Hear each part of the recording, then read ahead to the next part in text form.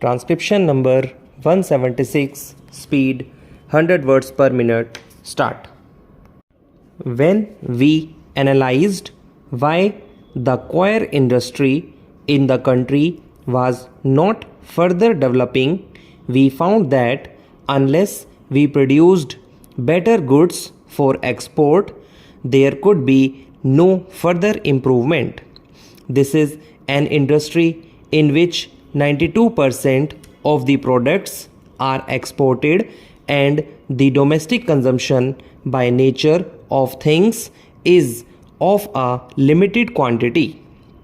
So, when market surveys of foreign countries were made, we were convinced that mechanization as a part of this industry should be introduced so that in a gradual manner we could produce better goods acceptable to the sophisticated markets of the world.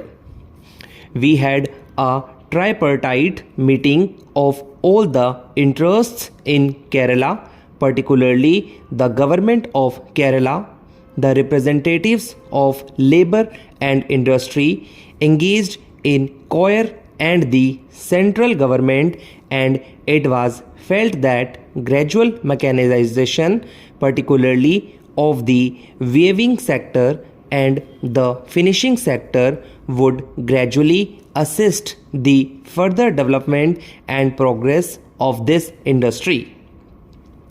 Particularly in Kerala, this is the basic industry giving employment to more than nearly 1 million people. We therefore decided that the coir board that the government of India has set up should endeavour to assist the people to establish such factories and also establish factories itself if entrepreneurs were not easily forthcoming. Therefore, Madam, the Act as it today is being amended to provide for delegating powers to the coir board to enable them to set up a mechanized factory in the public sector to demonstrate the utility of new types of fabrics to the rest of the industry. A question would naturally be asked in the House why our entrepreneurs are not being allowed to do so. The Act does not prevent it. On the contrary, the coir board is being empowered to promote even the establishment of mechanized finishing and weaving factories in the private sector if private entrepreneurs come forward. But looking to the nature of the industry and the entrepreneur class engaged in this industry, we have found that in the last few years, not many entrepreneurs have been coming forward, and we would like to establish one of the most modern model factories which can produce the latest type of goods. The amendment as proposed in this bill has been placed before the House. We are convinced from our technical surveys that we will not be able to stand in competition with the rest of the world. As the House is aware, Madam, there are other competing countries in the world which compete with us in coir products. Malaysia and Sri Lanka are our foremost competitors. But as a result of the persistent effort of the coir board and the government of Kerala in India, we have been able to have the highest percentage of utilization of the husk of coir than any other competing countries. We, Madam, utilize more than 35% of the coir husk, whereas Indonesia and Malaysia utilize less than 12% and Sri Lanka less than 8%. It is our endeavor that further more utilization of a higher percentage of coir husk should also be attempted. It may therefore be looking like a contradiction in terms that when mechanization takes place, there will be unemployment. This might be a question generally asked because Kerala is a state where unemployment is a major problem. But madam, the experience that we have in other industries is that all mechanization does not lead to less employment.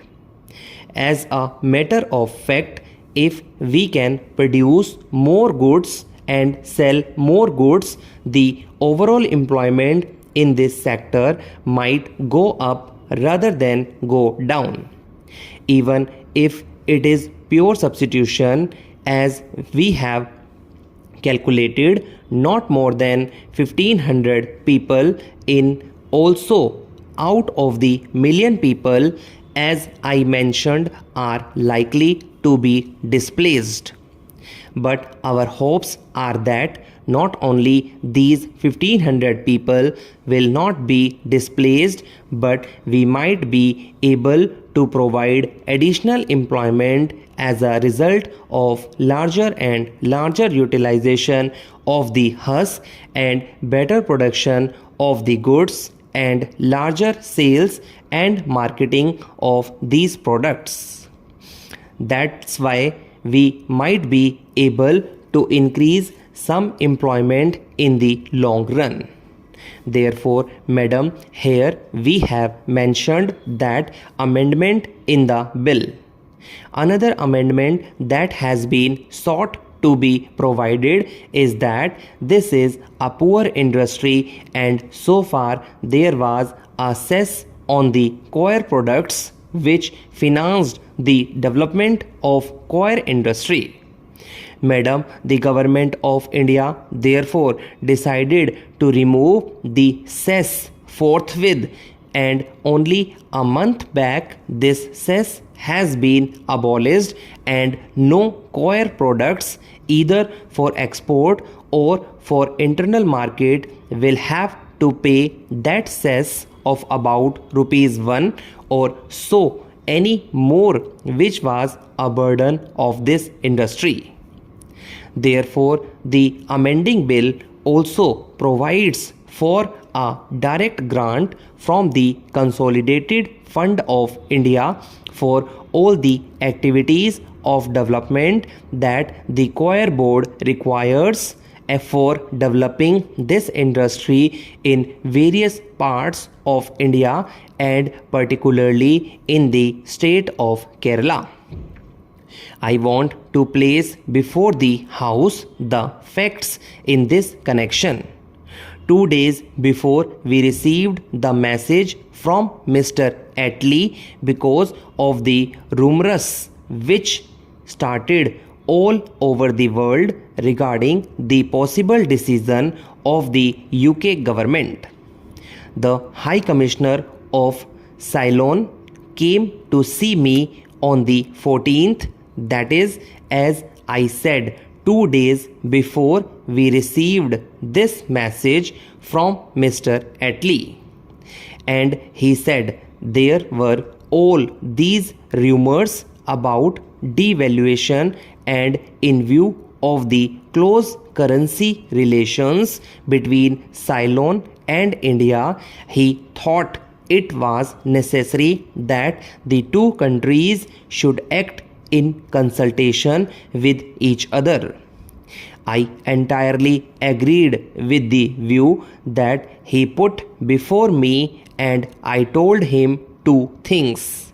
First of all, the matter had not been formally and officially considered by our cabinet in view of the conclusions reached in the expert investigations that had been going on for long.